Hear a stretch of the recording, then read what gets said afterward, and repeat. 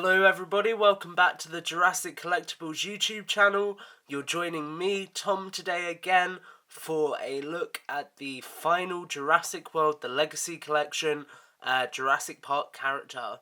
Now this character is Robert Muldoon, Jurassic Park's game warden, and my favourite character from the original film.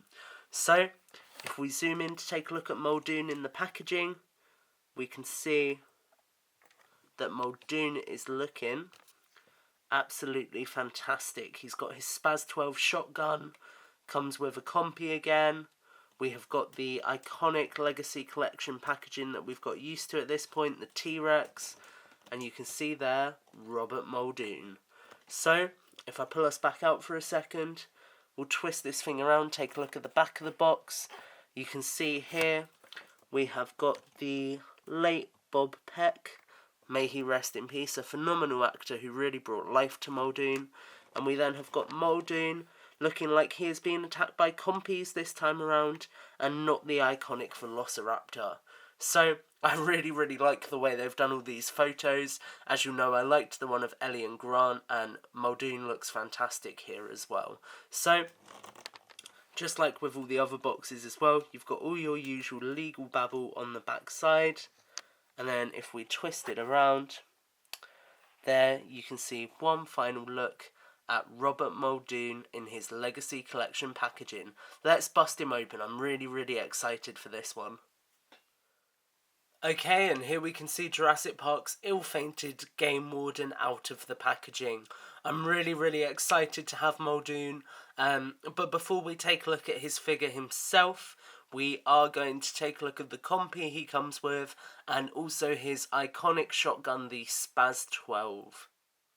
So up first we can see the Compy that Muldoon comes with. We can see again, one that has got a very nice bite to it, getting ready to attack. This one looks like one that is really, hanging on to something when compared to the other two. So this one doesn't actually sit very well. It's more made to directly be hanging on to someone. So we can grab Muldoon and have a Compy jumped on him, gnawing into his shoulder. That looks very painful, which is quite cool. I'm really excited if we ever happen to see a Dieter figure in the collection in the future, then it's going to be really fun having loads of Compies to just have hanging off of that figure. But for now, I'm probably going to have them hanging off of my mercenary figure. So, that's a look at the Compy in this particular pack. As you can see, absolutely fantastic, and another great Compy in the first Legacy wave of human characters. Okay, and then taking a look at Muldoon's Spaz 12, we can see looks absolutely fantastic. It's got all of the texture you would expect from the Spaz 12. Looks really authentic, and is one of the most accurate weapons that's been produced in the Mattel line. Obviously with their core figures, they don't really like to include guns, so they haven't made any accurate guns. But here this is an incredibly accurate rendition of a Spaz 12. It does say China on the side there, and you can see the stock up here is the folding stock that Muldoon has in the film. So while it doesn't fold, as we all know in Muldoon's last sentence, in his last scene, he folds down that stock and obviously meets his demise. So really nicely sculpted piece.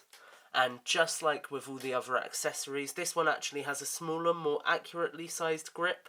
So this one you don't really have to stretch it as much to fit it in the figure's grasp.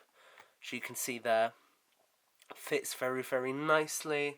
If I twist his arm around the other way, you can see Muldoon doesn't have a trigger finger, but the Spaz 12 does fit nicely in his hand.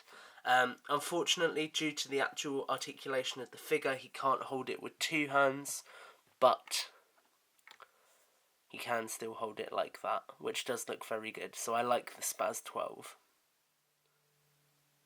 And then looking at Muldoon himself, I would argue that this has got the weakest likeness.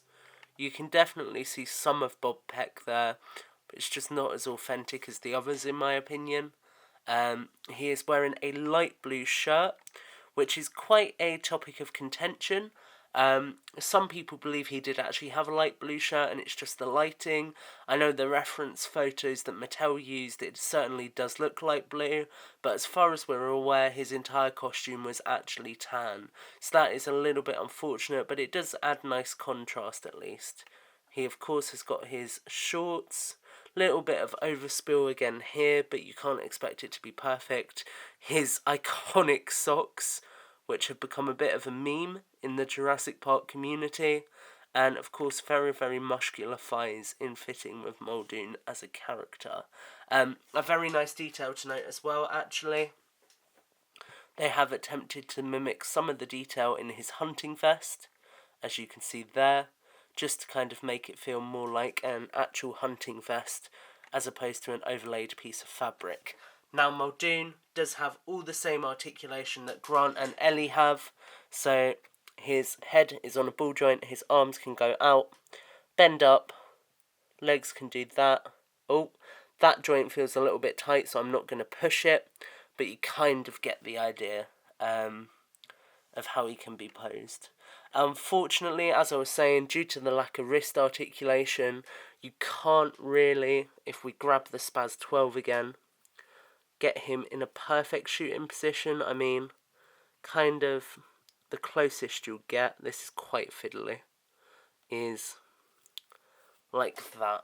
That's really sort of like the closest you'll get to getting Muldoon in a good looking shooting position, which doesn't look that bad, to be honest. It's just going to be quite hard to pose for photos. And one other detail to point out very, very quickly is his hat is overturned like the later part of the film here. So that's been a look at Muldoon. Well, now, if I can focus on him, compare him to the rest of the figures in the wave and also the Velociraptor. Okay, so here's Muldoon compared to the other two Legacy Collection humans. You can see he looks fantastic with Ellie and Grant, and obviously the Velociraptor is very, very nicely scaled as well. So as a set, the figures go together fantastically, and they look perfect, to be honest. I don't think I could ask for more. I'm really, really happy with how the three go together as a complete set, and I'm excited for Malcolm as well. So overall, I am very, very happy with Muldoon. He looks pretty good compared to Bob Peck, and being my favourite character from Jurassic Park, it's a very, very nice figure, and a good way of rounding out the Jurassic Park Legacy line. His Spaz 12 looks fantastic. It's just a shame that the figure can't really be better posed to hold the weapon, as it would look nice being able to get some more, tight kind of weapon holding poses. All that said and done, it is a very, very cool figure. And with the others, I just really, really wish Mattel would get their act together and start distributing these toys to more people who want to buy them, because they are incredibly cool toys. So, UK Mattel team, if you see this, you really do need to find a retailer over here in the UK for these figures, because they will sell. Apart from that, guys, I think that's everything. I really hope you've enjoyed our look at the 3 different Legacy Collection figures. I'd love to hear feedback from you. And yeah, apart from that, make sure you subscribe. Stay tuned for more content from David and everyone else coming very, very soon. And guys, take care. Have a great week.